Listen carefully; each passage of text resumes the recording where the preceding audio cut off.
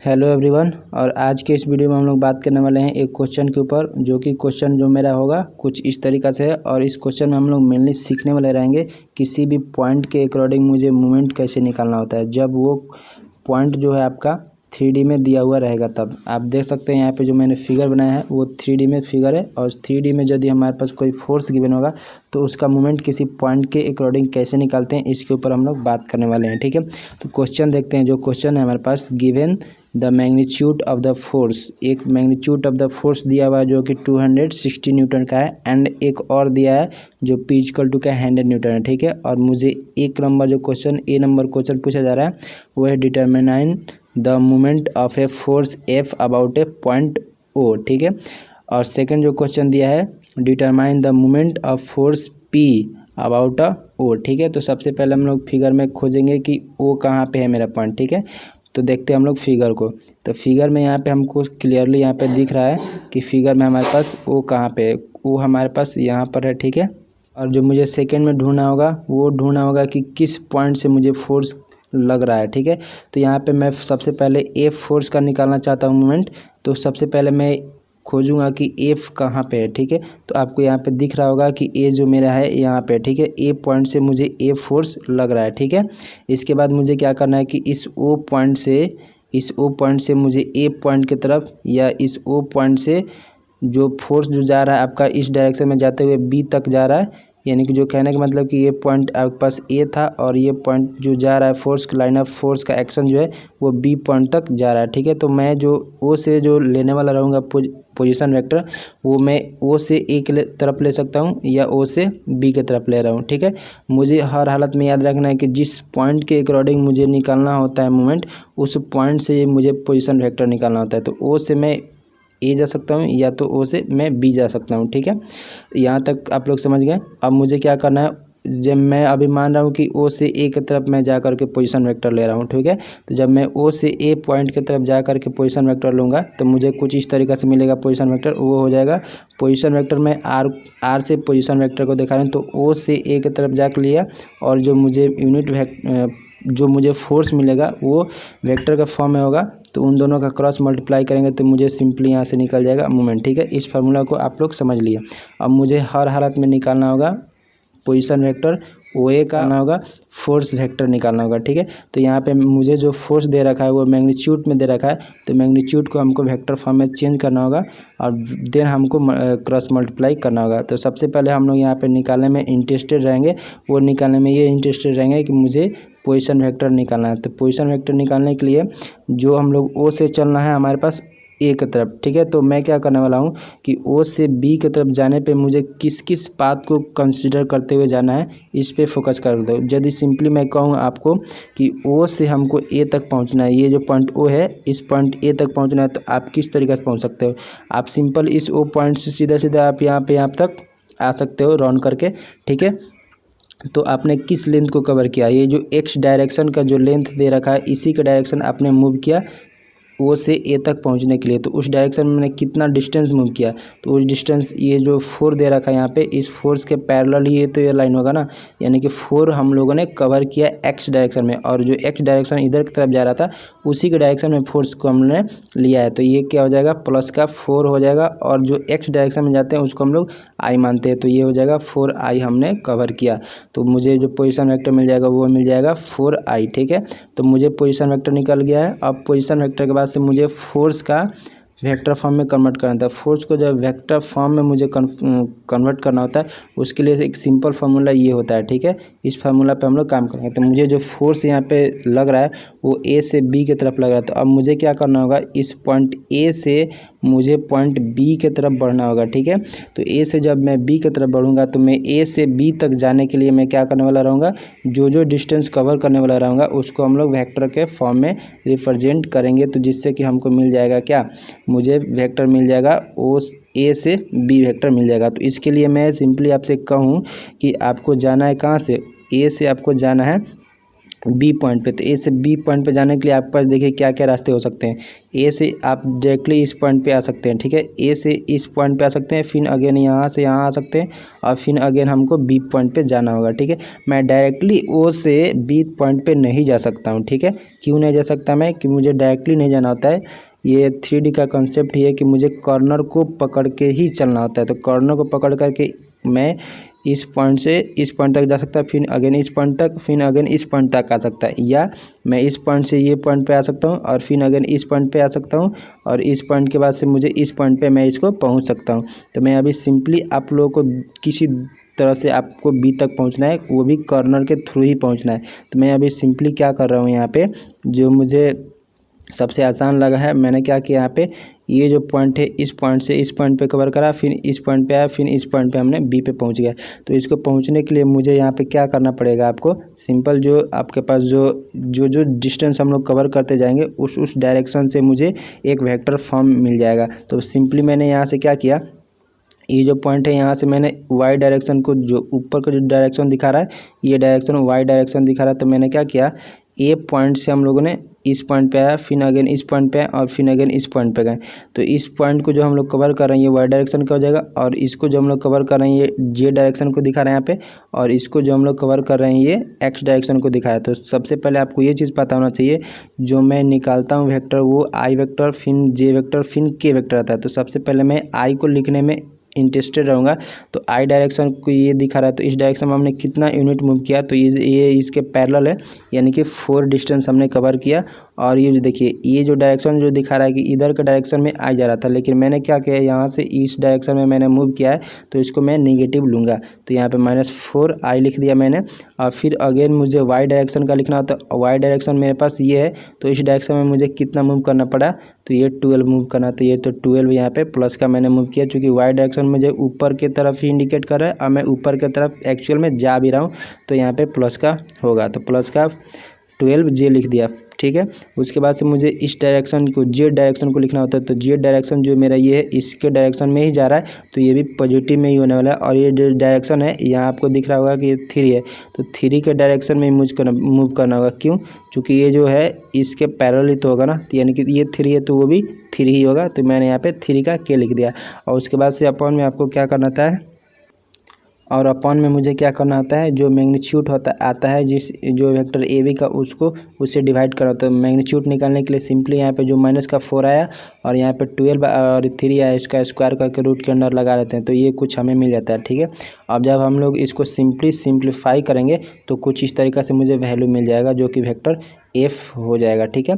और यहाँ पे एक चीज़ और देखें, जो मैग्नीट्यूड जो दिया था 260 उससे मल्टीप्लाई करना होता है हमको सिंपली। तो सिंपली जब आप मल्टीप्लाई कीजिएगा तो ये जो वेक्टर मिल जाएगा, ये वेक्टर मुझे मिल जाएगा, वेक्टर एफ मिल जाएगा, ठीक है। यहाँ तक समझ लिए। और जो मैंने फार्मूला आपको बताया था कि ये फार्मूला हो जाता है मेरा मोमेंट निकालने का, तो इस फार्मूला में मुझे एफ निकल गया और यहाँ से मुझे ये आर वेक्टर निकल गया, और दोनों का मुझे क्रॉस मल्टीप्लाई करना है। तो मैं सिंपली अब क्या करने वाला रहूँगा, क्रॉस मल्टीप्लाई करने वाला रहूँगा। तो क्रॉस मल्टीप्लाई करने के लिए ये जो मोमेंट मैंने जो लिया उसका क्रॉस मल्टीप्लाई करना है। तो क्रॉस मल्टीप्लाई करने के लिए यहाँ पे आई लिखते हैं, जे लिखते हैं, के लिखते हैं, ठीक है।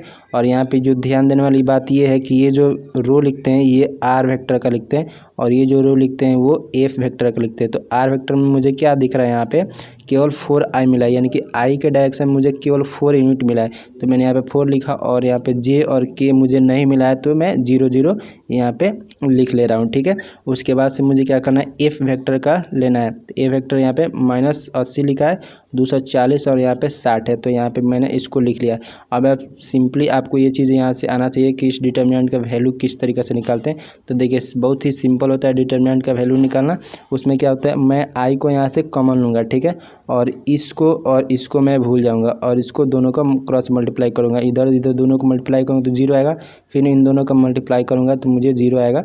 तो कुछ ऐसे मैंने लिखा फिर। और जब जे लेते हैं हम लोग, तो ये देखिए यहाँ पे प्लस लेते हैं और यहाँ पे माइनस लेते हैं। तो मैंने माइनस लिया तो जे का ये हो गया 240, माइनस का ये 0 हो जाएगा 240, यानी कि जब जे ले रहा हूँ तो इसको मैं इग्नोर करूँगा और इसको इग्नोर करूँगा, तो जो ये मुझे बच जाएगा 4 और ये 0 और ये 18 और ये 8 जो बच जाएगा उसको मैं सिंपली मल्टीप्लाई करने वाला हूँ।